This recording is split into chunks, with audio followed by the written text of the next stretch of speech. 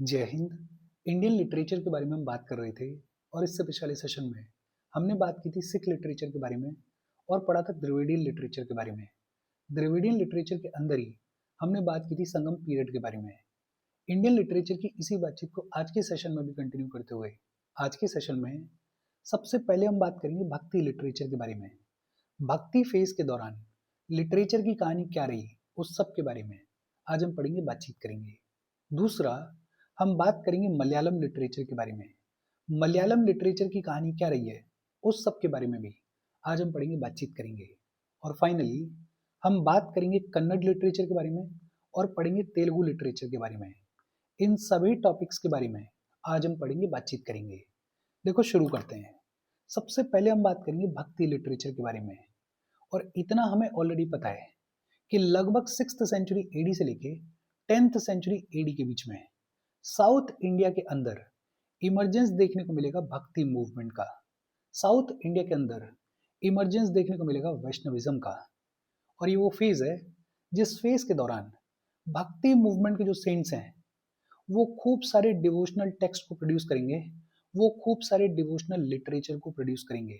Specially Tamil speaking regions में emergence देखने को मिलेगा 12 अलवार्स का, इमरजेंस देखने को मिलेगा 12 सेंट पोइट्स का।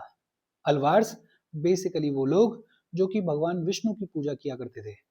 ये जो 12 अलवार्स हैं ये खूब सारे डिवोशनल टेक्स्ट को प्रोड्यूस करेंगे, ये खूब सारे डिवोशनल लिटरेचर को प्रोड्यूस करेंगे। एक विमेन अलवार भी देखने को मिलती हैं जिनका नाम था अंदल। एक तरफ अलवार्स जो कि भगवान विष्णु की पूजा किया करते थे वो खूब सारे डिवोशनल लिटरेचर को प्रोड्यूस करेंगे, और दूसरी तरफ इसी फेज के दौरान इमरजेंस देखने को मिलेगा एक और भक्ति ग्रुप का जिनको बुलाया गया नयानार्स। और ये जो नयानार्स हैं ये वो लोग हुआ करते थे जो कि भगवान शिव की भक्ति करते थे। ये जो अलवार्स हैं और ये जो नयानार्स हैं ये दोनों ही इस फेज के दौरान खूब सारे डिवोशनल टेक्स्ट को प्रोड्यूस करेंगे, खूब सारे डिवोशनल लिटरेचर को प्रोड्यूस करेंगे। इनफैक्ट इससे पिछले सेशंस में हमने इन डिटेल बातचीत की थी भक्ति एंड सूफी मूवमेंट के बारे में। अगर आपने वो सेशंस देखे हैं तो आपको इन डिटेल जानकारी होगी भक्ति एंड सूफी मूवमेंट के बारे में। आपको जानकारी होगी इन डिटेल कि ये जो अलवार्स हैं, ये जो नयानार्स हैं, इन्होंने कौन कौन से प्रोमिनेंट टेक्स्ट लिखे हैं। अगर वो सेशंस देखें तो अच्छी बात है, अगर नहीं देखें तो पीछे जाओ और ये जो भक्ति एंड सूफी मूवमेंट वाले सेशंस हैं इनको देखो ताकि आपको इन डिटेल पता चले कि कहानी किस तरीके से आगे बढ़ी है। अच्छा, एक तरफ अलवार्स और नयानार्स खूब सारे डिवोशनल टेक्स्ट को, खूब सारे डिवोशनल लिटरेचर को प्रोड्यूस कर रहे थे, और दूसरी तरफ इसी फेज के दौरान और बहुत सारे वर्क्स को प्रोड्यूस किया जा रहा था। फॉर एग्जाम्पल, चोला पीरियड के दौरान दो बड़े ही इंपॉर्टेंट लिटरेरी तमिल वर्क्स को प्रोड्यूस किया गया। कौन कौन से दो बड़े ही इंपॉर्टेंट लिटरेरी तमिल वर्क्स को प्रोड्यूस किया गया? एक प्रोड्यूस किया गया पेरिया पुराणम को। एक कौन सा था? एक था पेरिया पुराणम। और ये जो पेरिया पुराणम है इसको किसने प्रोड्यूस किया? इसको लिखा सेखीजर ने। किसने लिखा? सेखीजर ने लिखा। कब लिखा? 12th सेंचुरी एडी में लिखा। ये जो पेरिया पुराणम है ये बात करता है about the poetic account of lives of 63 Nayanars. जो 63 नयानार्स हुए उनकी लाइफ के ऊपर पोएटिक अकाउंट प्रोवाइड किया गया है इस पेरिया पुराणम में। और ये जो पेरिया पुराणम है इसको तमिल के अंदर 5th वेद कंसीडर किया जाता है। तमिल के अंदर इस पेरिया पुराणम को 5th वेद कंसीडर किया जाता है। बेहद सिंपल, पेरिया पुराणम इसको किसने प्रोड्यूस किया? इसको सेखीजर ने प्रोड्यूस किया। कब प्रोड्यूस किया? 12th सेंचुरी एडी में प्रोड्यूस किया। ये बात करता है about the poetic account of lives of 63 Nayanars. और ये जो पेरिया पुराणम है इसको तमिल के अंदर 5th वेद कंसीडर किया जाता है। और दूसरा इंपॉर्टेंट वर्क जो है वो है खंबा रामायणम। और ये जो खंबा रामायणम है इसको राम अवतारम भी बुलाया जाता है। खंबा रामायणम या फिर राम अवतारम, इसको किसने प्रोड्यूस किया? इसको प्रोड्यूस किया खंबर ने। किसने प्रोड्यूस किया? इसको प्रोड्यूस किया खंबर ने। तो इस फेज के दौरान दो बड़े ही इंपॉर्टेंट तमिल वर्क्स को प्रोड्यूस किया गया। कौन कौन से? एक पेरिया पुराणम और दूसरा खंबा रामायणम। इसी फेज के दौरान एक बड़े ही इंपॉर्टेंट तमिल स्पिरिचुअल फिलोसफर देखने को मिलते हैं। ये जो तमिल स्पिरिचुअल फिलोसफर देखने को मिलते हैं इनका नाम क्या था? इनका नाम था थय्यू मानवर। और ये जो थय्यू मानवर हैं, इन्होंने शैव सिद्धांत फिलॉसफी को दिया। शैव सिद्धांत फिलॉसफी को किसने दिया? थय्यू मानवर ने दिया। थय्यू मानवर ने कई सारे तमिल हाइम्स को भी लिखा। और थय्यू मानवर की जो सितार पोइट्री है, इस सितार पोइट्री के अंदर थय्यू मानवर ने कास्ट सिस्टम को कंडेम किया और टेम्पल एंट्री को जो अब्यूज किया जाता था उस सिस्टम को भी कंडेम किया। तो इसी फेज के दौरान थय्यू मानवर भी देखने को मिलते हैं। बेहद सिंपल और इजी सी बातचीत है। देखो, अगर इन डिटेल जानना है कि भक्ति एंड सूफी मूवमेंट की कहानी क्या रही है, तो पीछे जाओ और जो सेशंस हैं उनको देखो, वहां पे आपको इन डिटेल पूरी कहानी पता चलेगी। यहाँ पे दो तीन चीजें नई ऐड की गई हैं। जैसे दो बड़े ही इंपॉर्टेंट तमिल वर्क्स की बात की गई है। एक कौन सा है? पेरिया पुराणम। ये जो पेरिया पुराणम है, इसको किसने लिखा? सेखीजर ने लिखा। कब लिखा? 12th सेंचुरी एडी में लिखा। It is basically a poetic account about the lifes of 63 Nayanars. Tamil के अंदर इसको फिफ्थ वेद कंसिडर किया जाता है। दूसरा खंबा रामायणम, जिसको राम अवतारम भी बुलाया जाता है। इसी फेज के दौरान एक बड़ी इंपॉर्टेंट तमिल स्पिरिचुअल फिलोसफर भी देखने को मिलते हैं, जिनको थय्यू मानवर बुलाया जाता है। इजी और सिंपल सी बातचीत है। फिर इसके बाद बात आती है मलयालम लिटरेचर के बारे में। और ये जो मलयालम लैंग्वेज है, इसको यूजुअली केरला में और उसके आसपास वाले एरियाज में बोला जाता है। केरला और उसके आसपास वाले एरियाज में मलयालम लैंग्वेज को बोला जाता है। मेडिवल पीरियड के दौरान मलयालम लैंग्वेज के अंदर दो बड़े ही इंपॉर्टेंट वर्क्स को प्रोड्यूस किया गया। कौन कौन से दो बड़े ही इंपॉर्टेंट वर्क्स को प्रोड्यूस किया गया? एक कोक संदेशन। कोक संदेशन बड़ा ही इंपॉर्टेंट मलयालम वर्क है। और दूसरा भाषा कौटिल्य। ये जो भाषा कौटिल्य है, ये अर्थशास्त्र के ऊपर कमेंट्री है। दो बड़े ही इंपॉर्टेंट मलयालम वर्क्स प्रोड्यूस किए गए। कौन कौन से? एक कोक संदेशन और दूसरा भाषा कौटिल्य। अच्छा, इन दोनों के अलावा एक और मेजर वर्क देखने को मिलता है मलयालम लैंग्वेज में, और वो कौन सा है? वो है रामचरित्रम। ये जो रामचरित्रम है, इसको किसने लिखा है? इसको चीरामन ने लिखा। और कब लिखा? 12th सेंचुरी में लिखा। 12th सेंचुरी में चीरामन ने रामचरित्रम को लिखा। फादर ऑफ मलयालम लैंग्वेज किसे कहा जाता है? फादर ऑफ मलयालम लैंग्वेज इजूथाचन को कहा जाता है। किसको कहा जाता है? इजूथाचन को फादर ऑफ मलयालम लैंग्वेज कहा जाता है। एक और बड़ा सिग्निफिकेंट वर्क है, उसका नाम क्या है? महाकाव्य चित्रयुगम। और ये जो महाकाव्य चित्रयुगम है, इसको किसने लिखा? इसको नारायण मेनन ने लिखा। किसने लिखा? नारायण मेनन ने लिखा। बेहद सिंपल। देखो, ये जो मलयालम लिटरेचर है, इसके बारे में एग्जाम में उतना नहीं पूछा जाता है। भक्ति लिटरेचर अपने आप में बेहद इंपॉर्टेंट है। मलयालम लिटरेचर हम टाइम लगा ही रहे हैं, तो दो चार नाम आप याद रख सकते हो। जैसे भाषा कौटिल्य, ये नाम याद रखो। रामचरित्रम, ये नाम याद रखो। फादर ऑफ मलयालम लैंग्वेज कौन है? इजूथाचन, इनका नाम भी याद रखो। महाकाव्य चित्रयुगम, इसके बारे में याद रखो। बेसिक तौर पर चीजों को याद रखो। होपफुली भक्ति लिटरेचर और मलयालम लिटरेचर, इनके बारे में बेसिक चीजें आपको समझ में आई होंगी। हम आगे बढ़े उससे पहले वीडियो पे लाइक के बटन को दबा दो। लाइक दबाना जरूरी है, बिकॉज यूट्यूब ऐसे ही फंक्शन करता है। जब आप वीडियो पे लाइक के बटन को दबाते हो तो यूट्यूब वीडियो को कंसिडर करता है और थोड़ा सा पुश कर देता है। तो लाइक का बटन दबा दो, शेयर कर दो अपने सोशल मीडिया हैंडल्स पे, व्हाट्सएप वगैरह पे अपने फ्रेंड्स को। जो भी लोग इसमें इंटरेस्टेड हैं, इससे रिलेटेड पढ़ाई कर रहे हैं, उनको शेयर कर दो। अगर चैनल को सब्सक्राइब नहीं किया है तो फॉर श्योर चैनल को सब्सक्राइब कर लो। और अगर आप केपेबल हो, हेल्प करना चाहते हो, तो आप हमें हेल्प कर सकते हो by clicking on the join button, या फिर आप कंट्रीब्यूट भी कर सकते हो क्यूआर कोड को स्कैन करके। अच्छा, इसके बाद बात आती है तेलुगु लिटरेचर के बारे में। और सबसे पहली चीज क्या है? तेलुगु के अंदर सबसे पहले पोएट कौन देखने को मिलते हैं? Nannaya. Nannaya was the first poet in Telugu. और नन्या ने महाभारत को ट्रांसलेट किया। महाभारत को संस्कृत से तेलुगु में किसने ट्रांसलेट किया? नन्या ने किया। Nannaya was the first poet in Telugu. Telugu के अंदर जो ओल्डेस्ट इंस्क्रिप्शंस देखने को मिलते हैं, उनमें से एक है टिपलार इंस्क्रिप्शन। टिपलार इंस्क्रिप्शन। और दूसरा है बोडमपूडू इंस्क्रिप्शन। तेलुगु के अंदर जो ओल्डेस्ट इंस्क्रिप्शंस देखने को मिलते हैं, उनमें से एक है टिपलार इंस्क्रिप्शन और दूसरा है बोडमपूडू इंस्क्रिप्शन।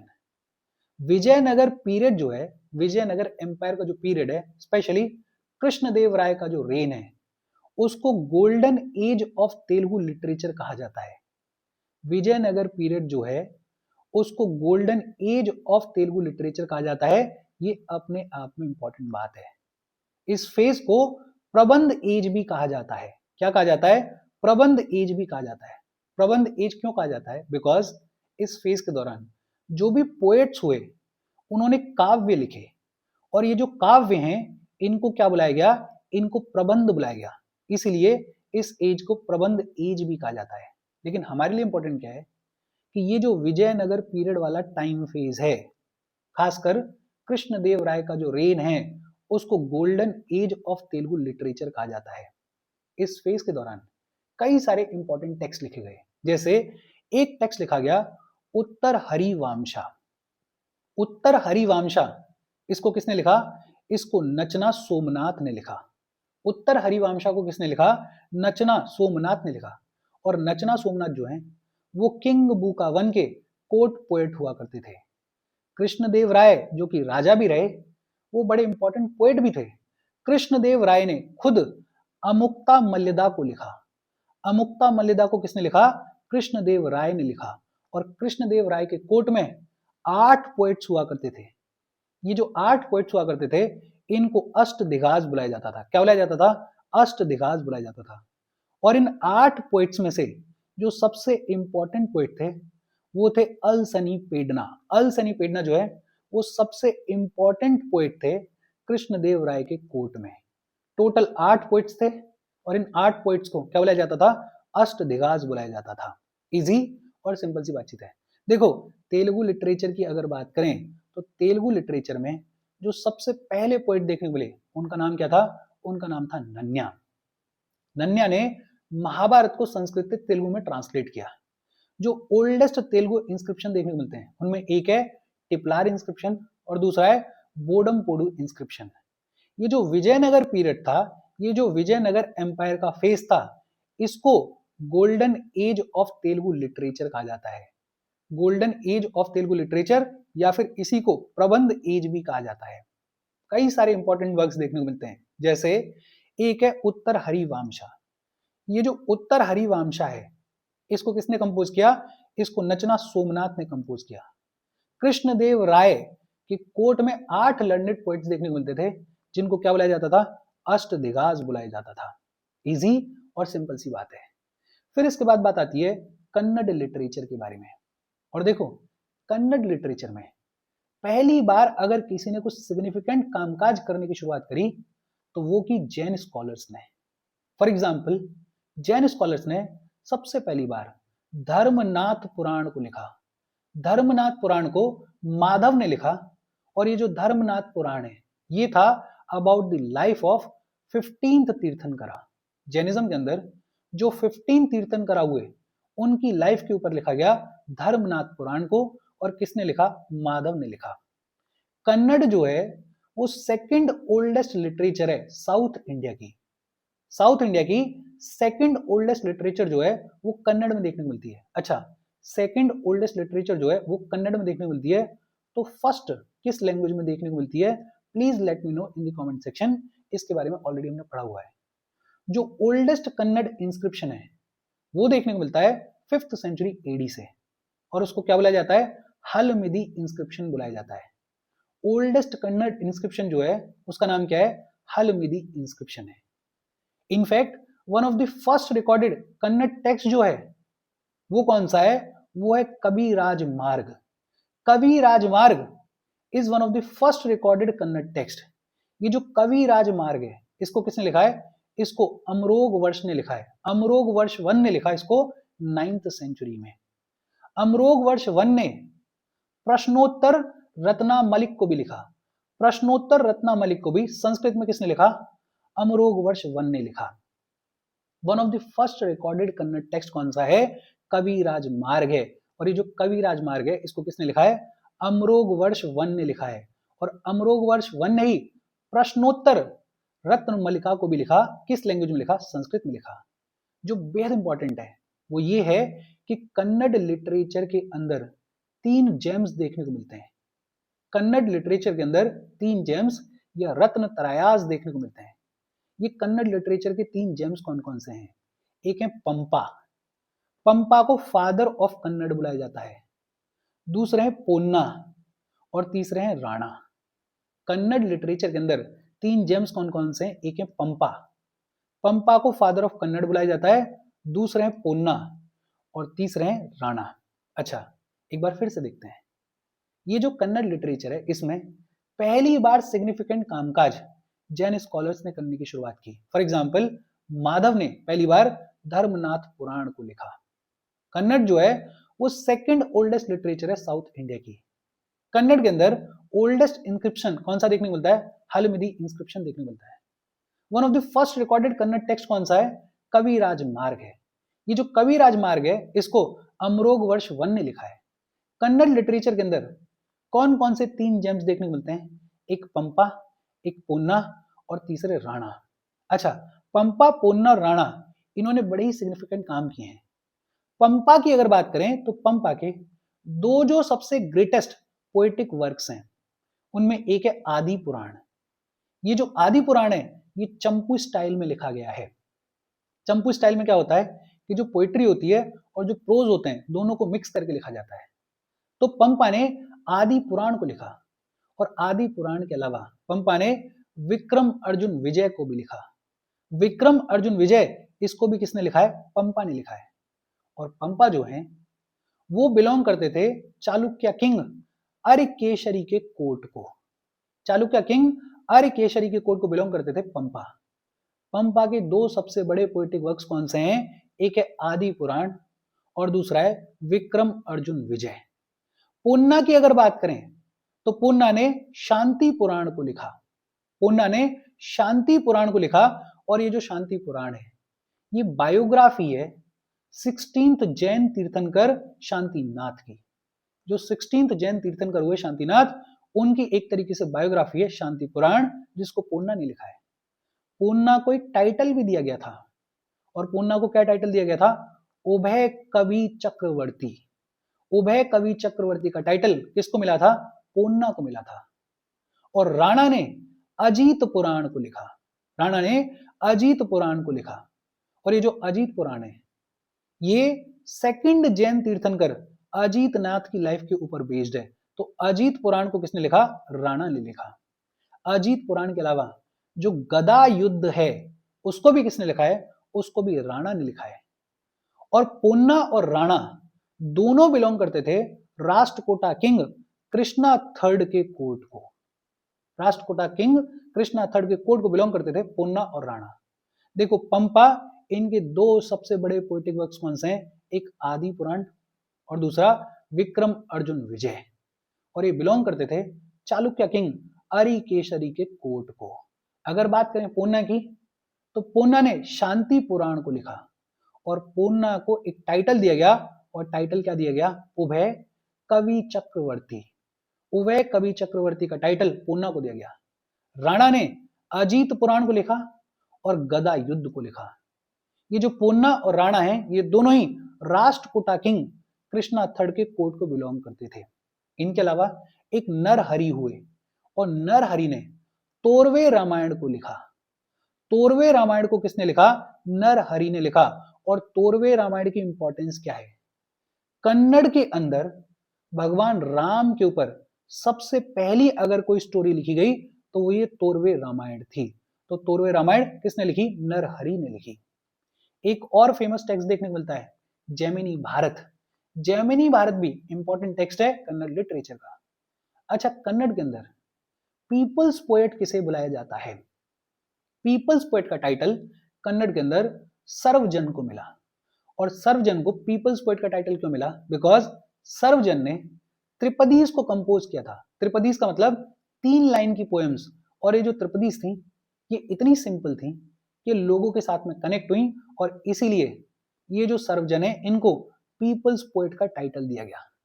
एक और बेहद इंपॉर्टेंट टेक्स्ट है कन्नड़ लिटरेचर में, और वो है मदन विजय। मदन विजय जो है, इसको अविद्या ने लिखा। और मदन विजय की खास बात क्या है? Madan Vijay is the first pure Kannada text without any Sanskrit word.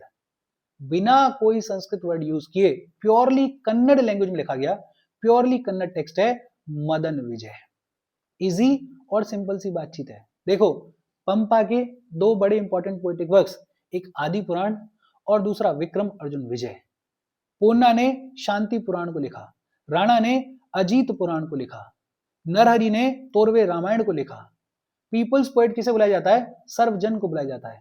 और मदन विजय इंपॉर्टेंट क्यों है? बिकॉज ये पहला प्योर कन्नड़ टेक्स्ट है। और इसके साथ आज की हमारी बातचीत खत्म हो गई। देखो, ये सारी चीजें बेहद ईजी हैं। अगर एक छोटा सा पेज लोगे और छोटे से पेज पे ये जो इंपॉर्टेंट चीजें इनको लिख लोगे और 2-4 बार रिवाइज करोगे, ऑटोमेटिक सारी चीजें दिमाग में सेट हो जाएंगी। कोई डाउट हो कमेंट करके पूछ लेना। Thank you very much.